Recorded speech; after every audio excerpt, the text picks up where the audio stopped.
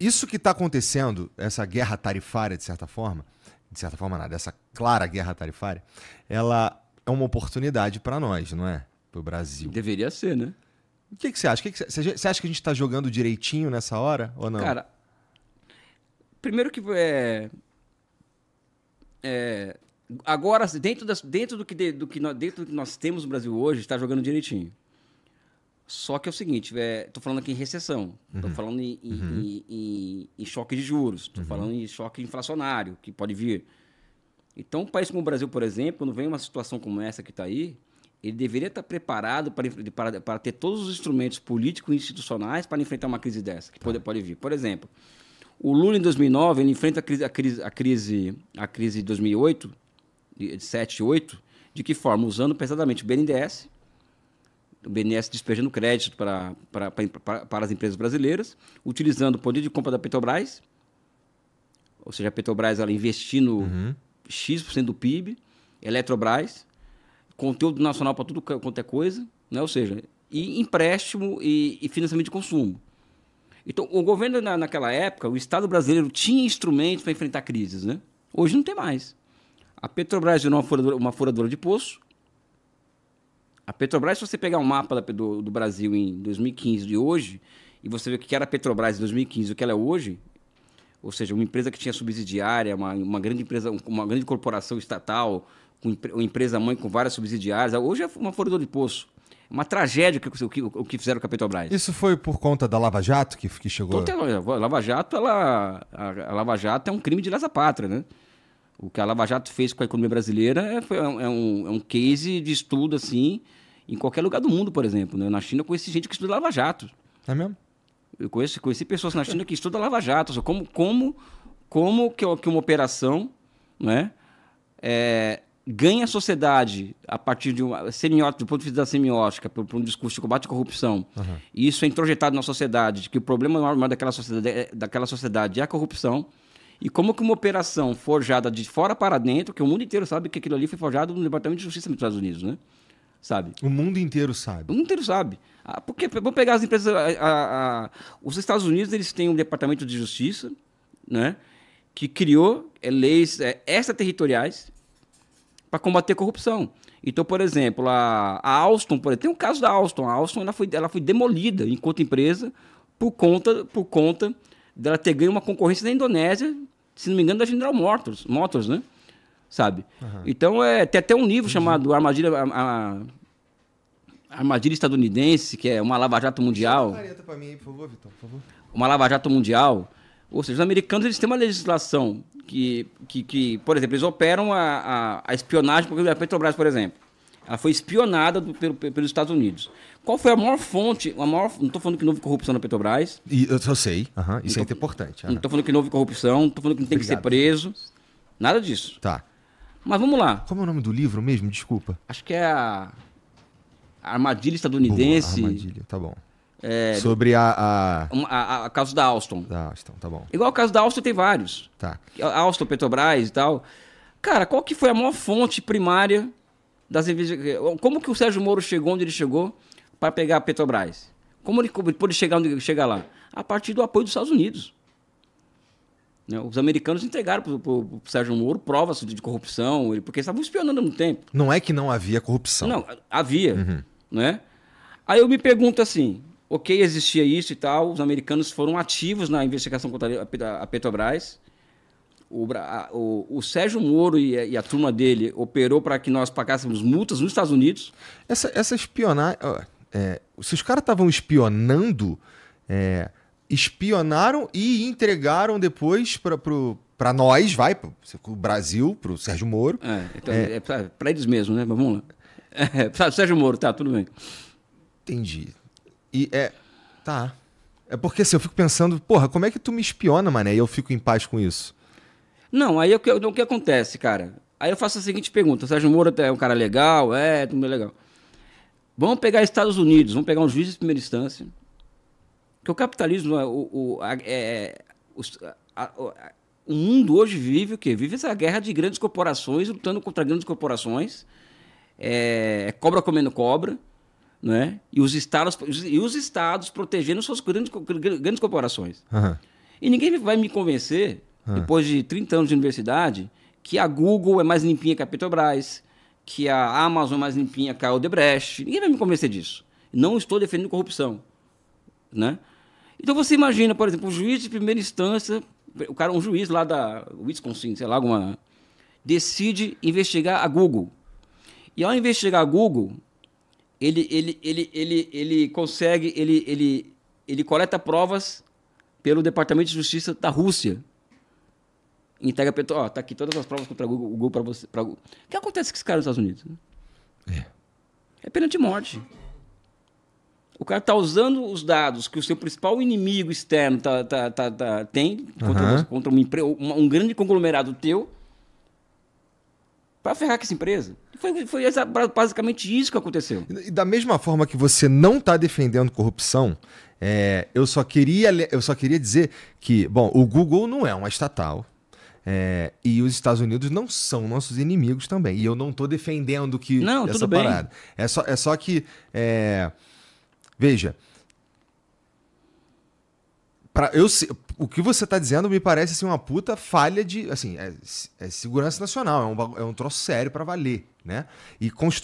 Mas isso não vai na destruição que você está dizendo, quer dizer, que foi constatado da Petrobras, né? Teve a corrupção e tudo mais, mas o que você me disse é que o jeito de combater a corrupção que destruiu a parada. Com certeza. Então, e isso ainda é influência dos americanos ou a gente que fez do jeito errado?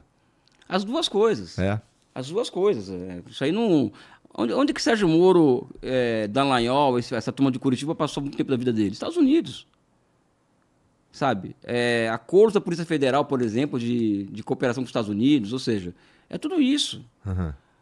Elias, teoria da conspiração? Não, porque a conspiração é uma forma de fazer política também, sabe? É fato isso aí, é fato isso. Porque é o mesmo esquema que se reproduz no mundo inteiro, né? Entendi.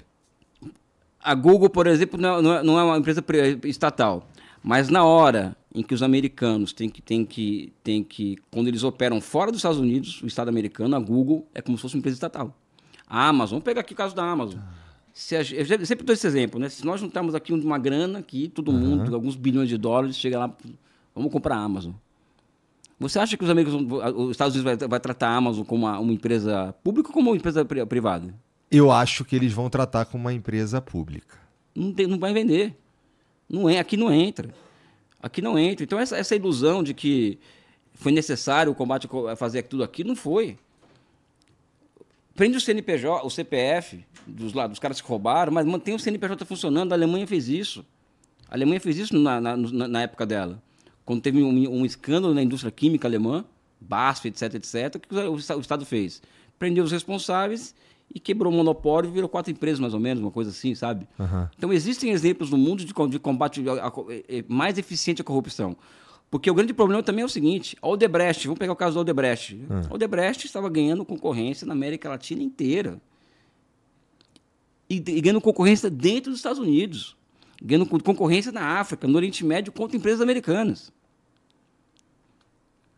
Então você acha, por exemplo, que a preocupação com os Estados Unidos, quando denunciam o esquema Odebrecht na América Latina, é uma questão de moral, por exemplo. Nós estamos lá pela moral dos costumes no capitalismo, a concorrência perfeita. Então tem que acabar com essa empresa aí. Não é assim que funciona. Quem ganhou com a quebra do Odebrecht? Vamos lá, entre nós. Quem ganhou? Entre nós. Entre nós. Quem ganhou com essa história?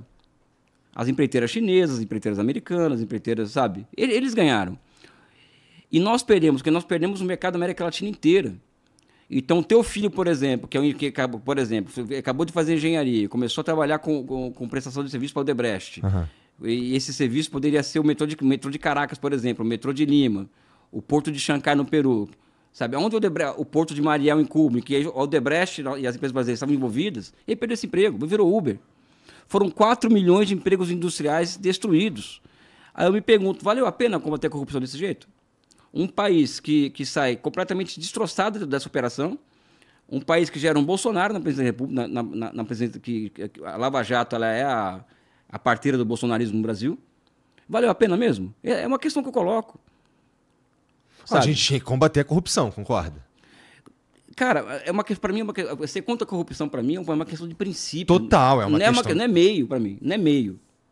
É princípio ser contra a corrupção. Sim. Mas eu não tenho ilusão. Agora, eu não vou combater... Por exemplo, tem uma tese no direito, por exemplo, que é a seguinte. Um direito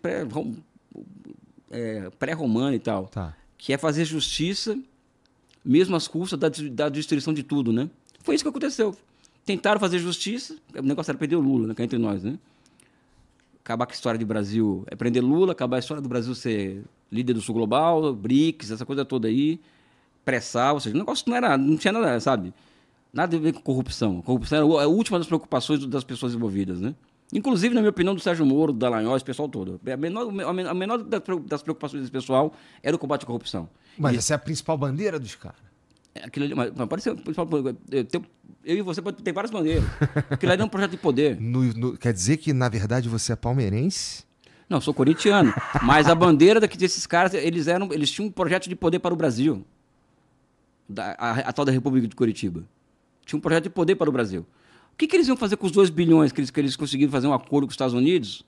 Que a Petrobras ia devolver 2 bilhões de dólares para os Estados Unidos, se não me engano, ia devolver para o Brasil, para esse pessoal abrir uma ONG de combate à corrupção com 2 bilhões de dólares. Vocês sabiam disso? Porra! É isso, essa galera aí, limpinha e tal, bonitinha, sabe? Ia voltar pra galera lá, pro Moro, pro Dallagnol, a galera que tava ali. Tinha uma ONG, os caras, isso é público, dá um Google, isso aí, ONG, Lava Jato, vai aparecer. Uhum. Isso aí, que ninguém fala disso. Então, aquilo ali, na minha visão, o que acontece pós-2013 no mundo e no Brasil em particular é uma guerra contra os projetos nacionais que estavam emergindo. Quais projetos nacionais? Brasil, a China, evidentemente, a Rússia, a própria Venezuela, que a gente pode também não gostar. A Venezuela está virando uma liderança regional por conta do petróleo, usando a renda do petróleo para fazer política externa, influenciar países. Faz um tempo que eu não. Assim, que a última coisa que eu ouvi falar de Venezuela foi do Maduro querendo. Sabe por que você não fala, não ouve mais falar da Venezuela? Porque certamente está tudo andando muito bem lá, por exemplo. As coisas estão melhorando. Então não tem notícia. Sabe? Não tem notícia. Quando começa muito quando a Venezuela volta à pauta, porque tem que ter alguma coisa que tem que tá fora do trilho para os interesses mais gerais Mas quem está no poder no Brasil agora é o Lula, não é? No governo, né? Poder é outra coisa, né? Tá bom. Tá. E aí ele tem mais, pelo menos agora ele tem o poder de lidar com tudo isso que está acontecendo no mundo. Então vai lá, se a Venezuela está funcionando, se não sei o quê, existe uma certa... A China em guerra com os Estados Unidos. Então assim, existe de certa forma então uma galera mais à esquerda que está de frente e o Brasil, que é onde a gente mora, tem uma liderança, a princípio, mais à esquerda. Né? O que configura uma sinergia, não é? Então, temos aí o quê? Um ano e pouquinho até... Não, temos um ano e pouquinho até as eleições. Não, espera aí, as eleições do ano que vem são... Bom, enfim. E aí a gente tem um cenário tem um tempo aqui para a gente se situar e jogar com o jogo como tá, com a China emergindo e brigando com os outros caras. Então esse caminho aqui fica mais tranquilo, Brasil-China, não fica? Deveria ficar, mas não fica, porque também o Lula é um governo de frente ampla. Uhum. Então falar que é um governo de esquerda não é. Então no governo Lula tem o Partido Comunista do Brasil, que é o partido que eu sou militante, e até a direita, neoliberal. É uma frente ampla cujo objetivo não é superar o neoliberalismo, a ordem neoliberal, e sim fazer com que o Estado democrático de direito, com todas as suas limitações, volte a funcionar no Brasil. Esse é o objetivo dessa turma que está no governo hoje. Tá? Então não é fazer nenhuma transformação estrutural, nada disso. Né? E essa frente ampla, por ser altamente heterogênea, né? Ela comporta, por exemplo, visões que são contra, por exemplo, o Brasil se alinhar com a China, ou ter maior alinhamento com a China. O Brasil ter uma participação mais ativa nos BRICS, por exemplo, dentro da frente ampla. Isso se reflete nas ações do governo. Porque eu sei o que o Lula pensa, o Elias, eu conheço bem a peça, né? Eu sei o que ele pensa sobre China, sobre BRICS, eu sei muito bem. Mas ele muitas vezes não vai... eu sou Venezuela, Cuba. Talvez ele não possa levar à frente o que ele acha que deveria ser feito, porque deve ser satisfação por uma base muito grande. Isso é democracia. Cara, é uma democracia. É uma democracia. Isso aí não estou negando que seja democracia. Mas isso também, ela coloca freios, por exemplo, à construção de consenso no Brasil. Né? Porque você tem forças tem neoliberal a comunista. Então você tem dois extremos aqui no mesmo negócio. Né? Então como você vai se encontrar um consenso? Então acho que hoje a grande dificuldade nossa no Brasil, né? Dentro do campo não bolsonarista, né? Porque, sabe, vamos colocar dessa forma, é a busca de um consenso em torno de qual o caminho o Brasil deve seguir. Né? Eu, particularmente, sempre tenho voltado, eu falo isso o tempo inteiro, que o caminho do Brasil ele é a da formação das condições objetivas e subjetivas para um projeto nacional de desenvolvimento. Só que para nós conseguirmos reunir convicções em torno disso, nós temos que enfrentar um problema subjetivo que nós temos. Qual que é o nosso principal problema subjetivo no meu ponto de vista? É um problema de falta de pensamento estratégico, ou seja, você hoje não tem, por exemplo, como tem na China, né? Vamos montar, 20 anos atrás, 5, 6 Big Techs aqui, Alibaba e tal, porque senão as deles vão entrar aqui. Ela vem pensando nisso há 20 anos. Vamos montar um sistema empresarial próprio e, a partir desse sistema empresarial, enfrentar o mundo. Vamos montar um sistema financeiro público, porque aí não fica na mão do setor privado, então o risco de ter crise é muito menor. Então, esse é um pensamento estratégico sofisticado lá atrás. O Brasil não tem mais isso. Não se debate mais o que eu chamo de categorias de totalidade. Ninguém fala mais em desenvolvimento, projeto nacional, capitalismo, socialismo, industrialização, né, reindustrialização, política industrial. Essas grandes narrativas, elas sumiram do debate público. Porque se a gente estivesse aqui exercitando essas grandes narrativas, nós estaríamos ia chegar a que ponto? Olha, eu e o Igor só pensamos diferentes, mas olha, tem uma zona cinzenta aqui de convergência e vamos caminhar a partir dela. Então, por exemplo, uma aliança com a China, por exemplo, significa submissão ao Brasil à China? Não. Ideologicamente, eu adoro a China, mas eu sou brasileiro, antes de mais nada. Não queremos submissão. Não quero submissão, sabe? Então, nós vamos chegar a um ponto do seguinte, olha, talvez a China seja o principal parceiro externo nosso, ou seja, pode ser a nossa janela externa para o processo de reindustrialização do Brasil. Para que a gente se torne cada vez mais autossuficiente e dependa menos dos outros. Exatamente. E você que está assistindo esse vídeo aqui no Talk Flow, dá para você virar membro, cara, do Flow agora. É um botãozinho do lado do botão de se inscrever. A gente faz um programa semanal só para os membros. Olha. Então fique esperto aí. Se quiser virar membro, tá bem aqui do lado, é mó merreca, custa menos de R$8, irmão.